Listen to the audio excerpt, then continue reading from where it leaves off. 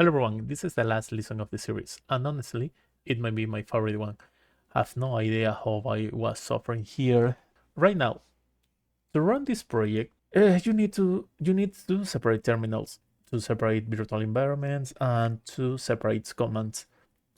If someone else wants to run it, they need to install Python, set up the virtual environments, get the right libraries versions, and run everything in the right order. That is a lot of work. With Docker, we are going to eliminate all of that. The entire project, the backend, the front end, and the database is going to start with a single command. The command is going to be docker compose up build. Okay? So let's build our containers. Before we write any file, let me explain what Docker actually is. A Docker container is an insulated portable environment that includes everything needed to run your application. The operating system layer, Python, your libraries, and your code. You are going to build it once. It's going to run exactly the same way on any machine that has Docker installed. Your laptop, a cloud server, same container, same behavior. Think of a container like a shipping container on a cargo ship. The container seals everything inside. The ship doesn't care what is inside. It just carries the container. Docker is the ship and your app is the cargo. We have two services, the backend and the frontend. Each get its own Docker file. And the Docker file is the receipt that tells Docker how to build that container.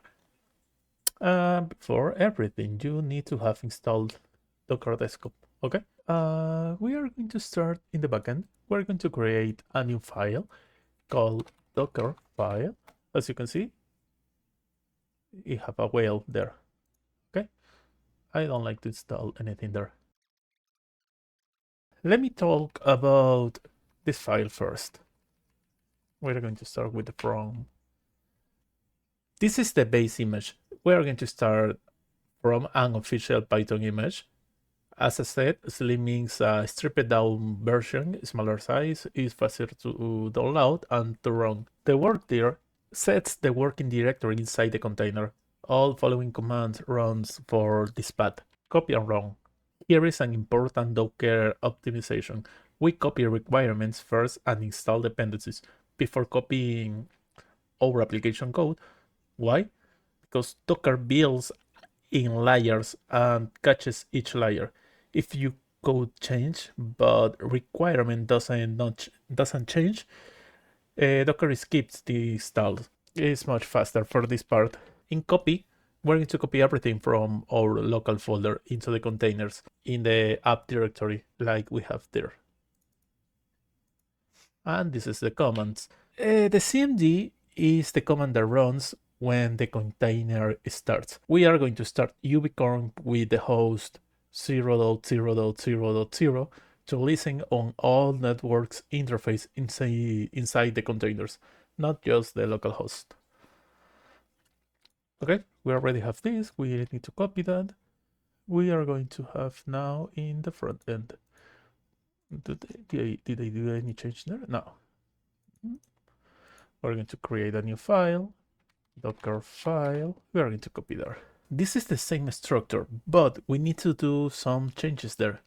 And that's game related with the libraries that we were using. If we go to our front end, go out, we're going to enter our Vim script, activate. As you can see, we have not created the dependencies there. Freeze, requirements.txt. Okay, we already create. We have a lot of things there. Okay, as I said, it has the same structure as the backend Docker file. Only the cmd is going to change there. We need to change that. Okay. This is the hilarious part that I have introduced earlier. Let me share a little behind this scene that I have building this. When I was preparing this lesson, I had a major headache. I ran the standard pip freeze requirement. As you can see, it installed a lot, it has a lot of dependencies. So what happened? When we open our browser, it was just loading infinitely with a blank dark screen.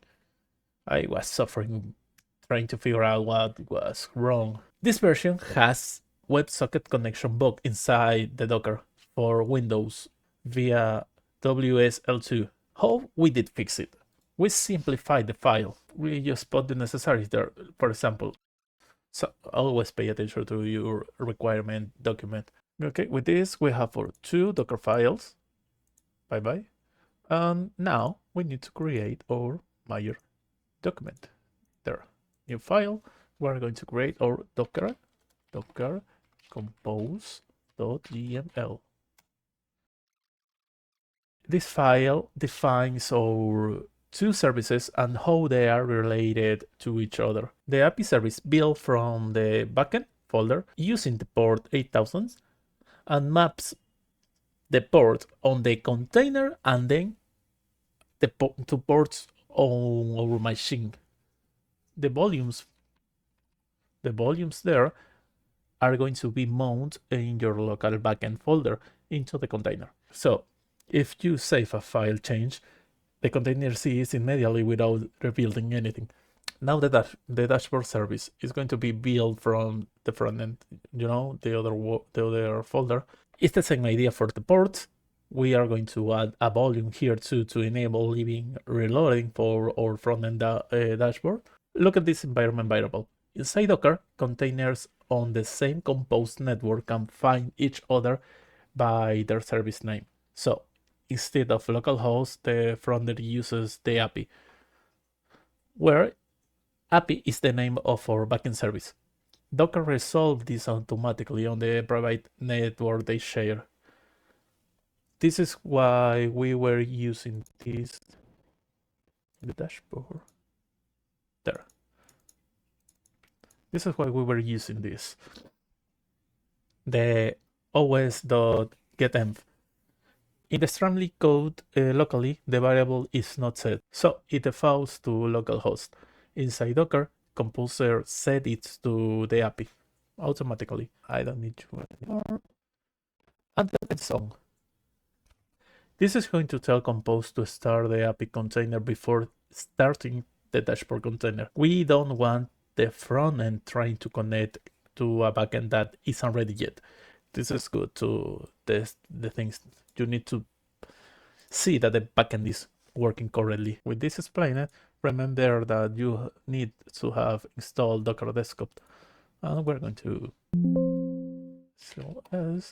let's gonna say that Docker compose up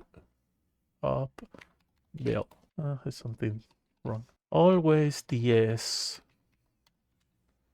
Okay.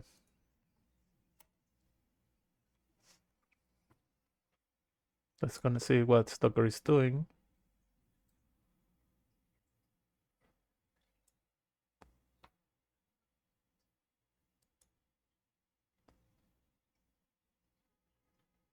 Requirements.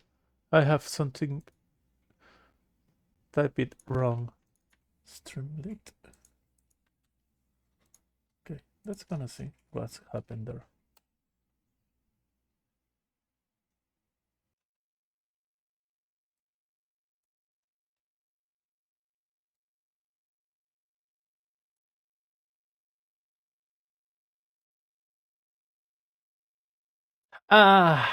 There is the error. Okay, was my fault. Is Streamlit. There we are.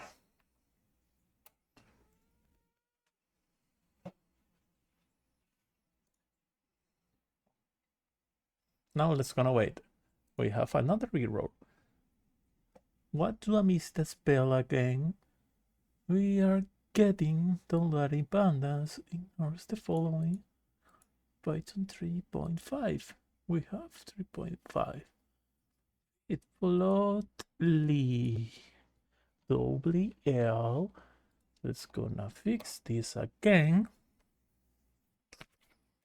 So it seems that everything is correct for now, almost. Let's gonna find out.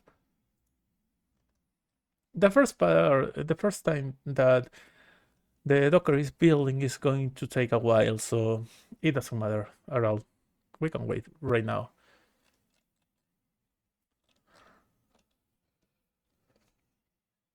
As you can see, with one command, Docker is going to build both images, and then it's going to start both containers.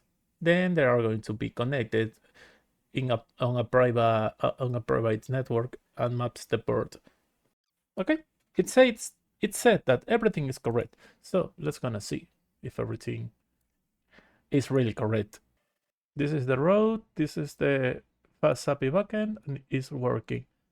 So right now we need to wait for the front end. Okay, it's finally up. So if we click everything, we're going to have everything running. In addition, we can see the Dockerizer thing in there, in the app. There is the project. One project PokeAPI. We have our two Dockers there. The API that is having the port localhost 80 is our FastAPI, and the dashboard, our current thing in the web. Let's gonna find another one. Let's gonna put Corsola. As you can see, Corsola is searched. We have no problems. The graph is looking fine, and it's been saved in our local Dex.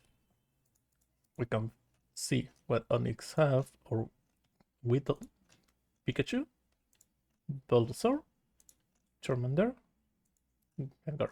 So everything works right now, and now everyone can clone this repository and run the entire project with one command. No Python installation, no virtual environment setup, and no manual configuration. That is Docker. And that is the end of this series, so thank you for watching. See you in the next series.